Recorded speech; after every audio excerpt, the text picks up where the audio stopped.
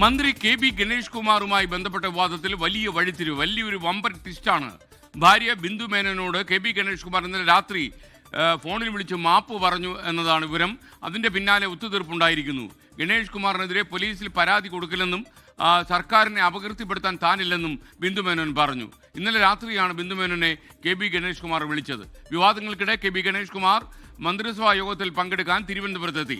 R Sreejith മന്ത്രിസഭാ യോഗത്തിലെ കാര്യങ്ങളുമായി നമുക്കൊപ്പം ചേരുകയാണ്.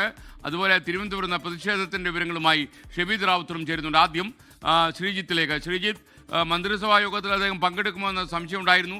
എന്നാൽ കെ.ബി. ഗണേഷ് കുമാർ അല്പം മുമ്പ് സെക്രട്ടേറിയറ്റിലെത്തി. മന്ത്രിസഭാ യോഗം 10 മണിക്കാണല്ലോ ചേരുന്നത്. മന്ത്രിസഭാ യോഗം തുടങ്ങിയോ?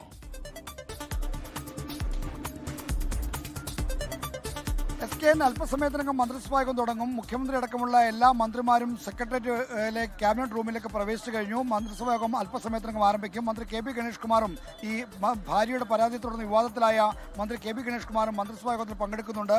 പോലീസ് അകമ്പടിയോടെയാണ് വാളകത്ത് നിന്ന് കെ.ബി. ഗണേഷ് കുമാർ ഇപ്പോൾ സെക്രട്ടേറിയറ്റിലേക്ക് വന്നിരിക്കുന്നത്. അദ്ദേഹത്തിനും വരുമ്പോൾ പ്രതിഷേധമുണ്ടാകുന്ന കണക്കിലെടുത്ത് ശക്തമായ പോലീസ് ബന്ദോബസ്ത് ഏർപ്പെടുത്തിയിരുന്നു. പല സ്ഥലങ്ങളിലും പ്രതിഷേധമുണ്ടാക്കാൻ സാധ്യതയുണ്ടെന്ന് പോലീസിന് റിപ്പോർട്ടുകളുണ്ടായിരുന്നു. ഇത് കണക്കിലെടുത്താണ് സുരക്ഷാ സൗകര്യങ്ങൾ കൂടുതൽ വർദ്ധിപ്പിച്ചത്. എന്തായാലും ഇപ്പോൾ കെ.ബി. ഗണേഷ് കുമാർ മന്ത്രിസഭാ യോഗത്തിൽ എത്തിയിരിക്കുന്നു.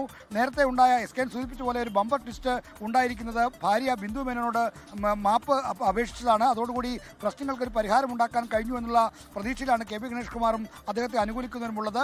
എന്നാൽ ഈ മന്ത്രിയുടെ ഭാര്യ ഉന്നയിച്ച വിഷയങ്ങളുമായി ബന്ധപ്പെട്ട് പോലീസിന്റെ വീഴ്ചയും പോലീസുമായി ബന്ധപ്പെട്ട ചില പ്രശ്നങ്ങളുമൊക്കെ നിലനിൽക്കുന്നുണ്ട്. അതുകൊണ്ട് തന്നെ ഇവർ തമ്മിൽ ഒത്തുതീർപ്പായാലും അവർ ഉന്നയിച്ച പ്രശ്നങ്ങൾ അതേപടി പൊതുസമൂഹത്തിൽ നിൽക്കുന്നില്ല എന്ന കാര്യമാണ് പ്രതിപക്ഷ നേതാക്കൾ ഈ ഘട്ടത്തിൽ ചൂണ്ടിക്കാണിക്കുന്നത്. മന്ത്രി ഗണേഷ് കുമാറിന്റെ രാജി ആവശ്യപ്പെട്ട പ്രതിപക്ഷം ശക്തമായ പ്രതിഷേധത്തിലാണ്. എന്നാൽ തെരഞ്ഞെടുപ്പ് അടുത്ത ഘട്ടത്തിൽ എന്ത് ചെയ്യണമെന്നുള്ള ഒരു ആശങ്ക സർക്കാർ തലത്തിലുണ്ട്, മുന്നണി തലത്തിലുണ്ട്. മുന്നണി നേതൃത്വമടക്കം ഈ സംഭവ വികാസങ്ങളെ സശ്രദ്ധം നിരീക്ഷിക്കുകയാണ്. എന്തായാലും മുഖ്യമന്ത്രി എന്ത് നിലപാടെടുക്കാൻ പോകുന്നു എന്ന കാര്യം അല്പസമയത്തിനകം നമുക്ക് അറിയാൻ കഴിയുമെന്നാണ് പ്രതീക്ഷിക്കുന്നത്. വിവരങ്ങൾ നൽകിയത്. ലോകത്തെവിടെയായാലും ഏത് സമയത്തും 24 വാർത്തകളും ഓഗ്മെന്റഡ് റിയാലിറ്റി പാക്കേജുകളും എക്സ്പ്ലെയിനറുകളും വിശദമായി കാണാൻ ഞങ്ങളുടെ യൂട്യൂബ് ചാനൽ നിങ്ങൾക്ക് സബ്സ്ക്രൈബ് ചെയ്യാം.